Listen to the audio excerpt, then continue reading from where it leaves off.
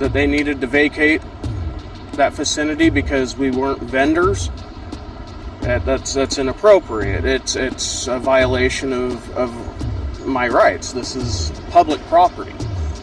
So, okay. We have to. A group of friends is approached by security at a public park during an event and told to leave. One man insists he has every right to stay since it's public property. Police arrive to hear both sides. The event organizers say they had complaints about loitering and smoking, while the man explains he only used the restroom and talked with a friend. The officers calmly explain how park permits work and why the organizers can control access during the event.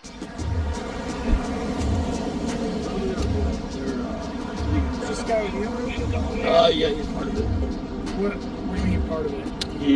We kicked him and 6 other people off the property. Okay. And they were taking pictures of me and said it was private, go get a search warrant. Well, I mean, it's public property. I came and I used the bathroom over there, right. And then I stopped over and was talking with one of my friends for half a second.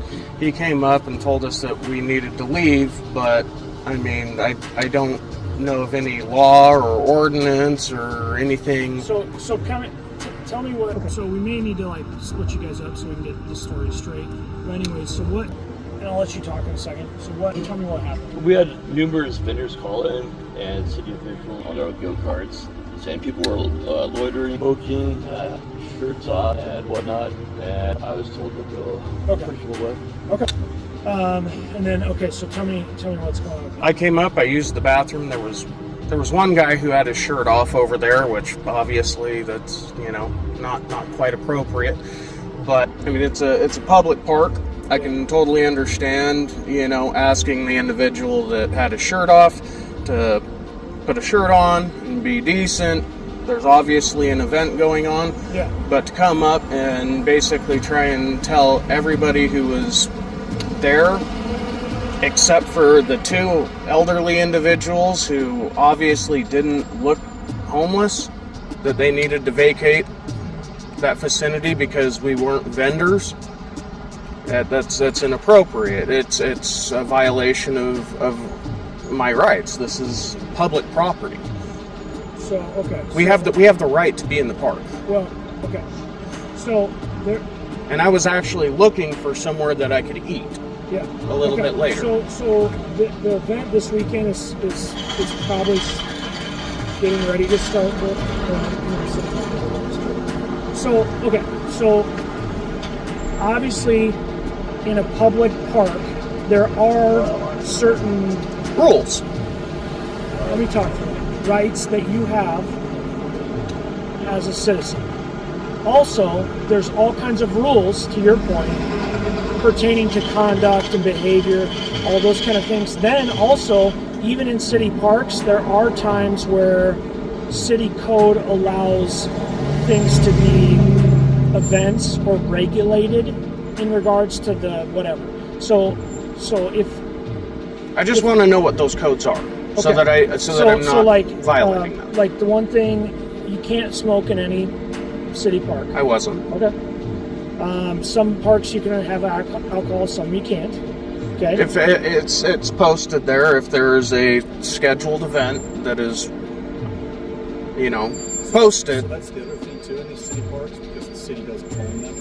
They are public parks, they're open to the public, but the city still owns them and regulates them. So if this function got the permits and stuff to have the park during those hours, then they can control who can come in. Because they have gotten permits and everything. But I honestly believe that that's somewhat of a violation of constitutional rights, regardless, because if the city can regulate, if the city says you have paid the fees to have a function here, and it's like if someone rents a pavilion out for a birthday party or something. But who pays state taxes? We let you talk. Let him. So it's like if someone goes to a park and they have paid a fee to get a permit and rent like a pavilion, it's in a public park. That's theirs for them. They can't people leave it for them. You guys have no rights to go to that place if someone has reserved that. They have reserved this area for this function. They've done the permits through the city. The city has said, okay, this is yours for these hours. So they can regulate who comes in and out.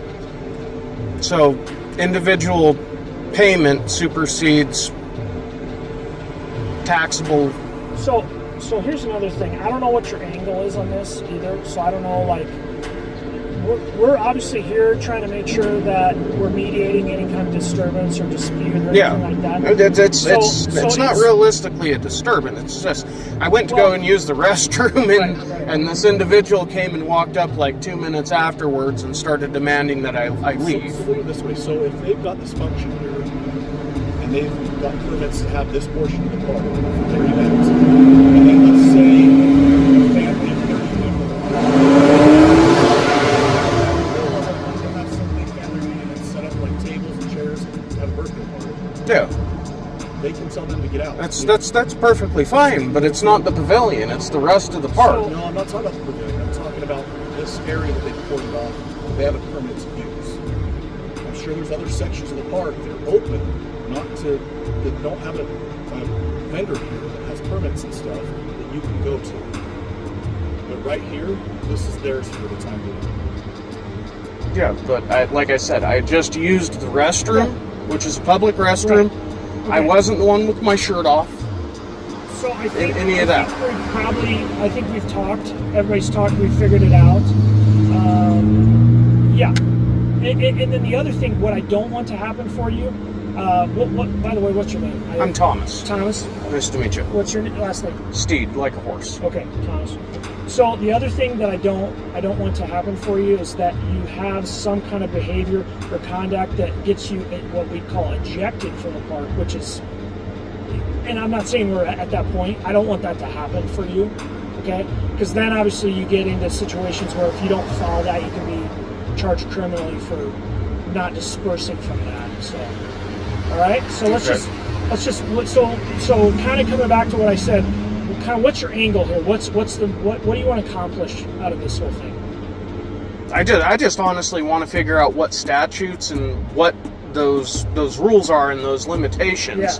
What I would do according is look to the up law. on your phone. Go look on all the Boise City ordinances. All their ordinances. Most of them are all misdemeanor offenses if you violate them. Just look at all the city codes pertaining to the parks, to the green belt, and you can read those, and it helps you. Okay. All right. Do you have any kind of an email or something like that you can send me to help me get to those specific ordinances? Just Google City of Boise Parks and Recs. Parks and Rec. Look at all their ordinances and their rules and stuff. Okay. All right. All right. I appreciate it. You guys have a fantastic day. All right. Take care. Thank you for your time. After hearing everyone out, the officers explain that the park is still public, but the event organizers have temporary control over the reserved area. They advise the man to avoid confrontations and suggest checking Boise city ordinances online to understand park rules better. The man thanks the officers, shakes hands, and leaves calmly. The situation ends peacefully, with everyone walking away, understanding the rules a little better. What do you think about this story? Share your thoughts in the comments. Here is another case. A cyclist in Long Beach gets pulled over for riding without a bell and being in the street. What begins as a simple stop quickly turns tense. The rider challenges the officers at every step, demanding a supervisor, citing the Fourth and Fifth Amendments, and refusing to give his name. The officers insist he must identify himself, while the rider argues this is an illegal stop. This standoff turns into a battle over rights and authority. First and foremost, identify yourself. Name and badge number, please. What's your reason for stopping me? On the bike, on the sidewalk. I have a horn on it. You're in the street. I'm not on the sidewalk. I got off right here and pulled up. You can do that.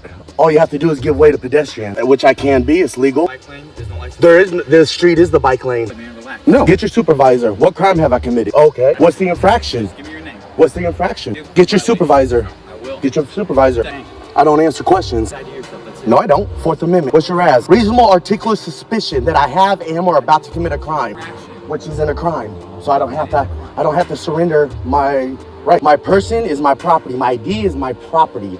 I don't have to surrender. I don't answer questions. Fifth Amendment. You're the one creeping up behind me. I don't answer questions. Fifth Amendment. Yes, electric. Okay, just sit down and look at it. No, I don't have to sit. I don't have to sit. No, I'm good right where I am. I'm on a public easement. I can be anywhere I want. Because you haven't articulated a crime that I committed. This is an illegal detainment. This is an electric bike. I don't need a license. I don't need anything. I don't even need a helmet because I'm not under 16. This is Long Beach. These streets are deemed bike lane. I'm not upset. I'm educating you. Get your supervisor and quit asking me questions without an attorney. Then quit asking me questions without an attorney. Quit asking me questions without an attorney. I refuse to answer questions pursuant to my 5th Amendment of the United States Constitution. I don't care you're asking me questions. You haven't articulated the crime that I've committed, so I don't have to answer no questions. My name is my property, and pursuant to the 4th Amendment, unless you could articulate any crimes that I have and or about to commit, I don't have to surrender that. Get your supervisor. Because you're harassing me, that's why I'm upset. Yes, you are. Yes, you are. License plate on there. Don't need a license plate, it's electric. Yes, I did. I put my hand to the side. Just because you didn't see it doesn't mean I didn't do it. You were behind another car. You were the second one in line right there. Because you do understand, I'm going to get your body cam and your dash cam, and it's going to show you're behind another vehicle. I don't answer questions. If you want to ask me questions, provide me with an attorney, please. You're asking me questions, that's an interrogation. Provide me with an attorney. I have the right to remain silent. I don't have to ID myself, absent a crime. 4th Amendment. I went to law school, buddy. I went to law school, which is not a crime, you dumbass. No, then provide me with an attorney if it's a crime. Okay. And I don't have to answer your questions. Get your supervisor for the 4th time. Get your supervisor for the 4th time. Then quit questioning me until your supervisor gets here. And when they get here, let them know I'm requesting an attorney. Be present during any questioning. As the encounter continues, the cyclist stands firm, repeating that he will not give his ID without a clear crime being named. He refuses to sit, refuses to move, and keeps asking for a supervisor. The officers try to stay calm, but the conversation turns into shouting and insults. By the end, the cyclist walks away angry, calling the officers names and challenging their actions. The scene ends with unanswered questions and a tense feeling of unfinished business. What do you think about this story? Share your thoughts in the comments.